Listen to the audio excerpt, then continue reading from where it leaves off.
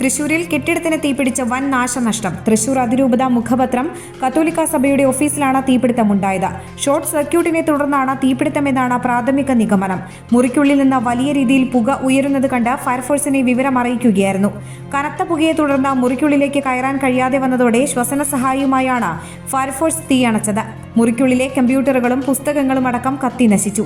2 ലക്ഷത്തോളം രൂപയുടെ നഷ്ടമുണ്ടായെന്നാണ് പ്രാഥമിക നിഗമനം. Holy Grace Academy has truly revolutionized my girls' educational journey. കഴിഞ്ഞ വർഷം ഈ ബണ്ണിയിലത്തെ ഒരു 1 ഡേ ക്യാമ്പ് ഉണ്ടായിരുന്നു. ആള് ഇത്തിരി ഷൈ ആയിരുന്നു മുന്നേ, പക്ഷേ ഈ ഒരു പ്രോഗ്രാമിൽ പങ്കെടുത്തതിന് ശേഷം ആള് കുറച്ചും കൂടി ടോക്കറ്റീവായി. ക്ലീനിങ് ഉണ്ടായിരുന്നു, സറൗണ്ടിങ്സ് ക്ലീനിങ് ഉണ്ടായിരുന്നു, ബിഹേവിയറിനെ കുറിച്ചുള്ള ക്ലാസ്സസ് ഉണ്ടായിരുന്നു. കുട്ടിക്ക് ഇതിൽ പാർട്ടിസിപ്പേറ്റ് ചെയ്യാനൊരു അവസരം കിട്ടുന്നു എന്നുള്ളതാണ്.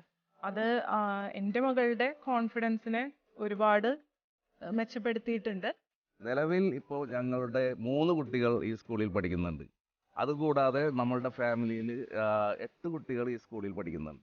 ഏറ്റവും ഇൻട്രസ്റ്റ് തോന്നിയിട്ടുള്ളത് സർക്കിൾ ടൈം പഠന രീതിയാണ്. അതിലൂടെ കുട്ടികൾക്ക് അവരുടെ കമ്മ്യൂണിക്കേഷൻ ഇംപ്രൂവ് ചെയ്യാനും അതുപോലെ തന്നെ അവർ തമ്മിൽ കൂടുതൽ ഇന്ററാക്ട് ചെയ്യാനും അവരുടെ ഓൺ ഐഡിയാസ് കൂടുതൽ എക്സ്പ്രസ് ചെയ്യാനും അവർക്ക് സഹായകമാവുന്നുണ്ട്. ഞങ്ങളുടെ കുട്ടികൾക്ക് ഇത്രയും നല്ല വിദ്യാഭ്യാസം നൽകുന്ന ഹോളി ഗ്രേസിന് ഞങ്ങൾ ഒരുപാട് നന്ദി പറയുന്നു.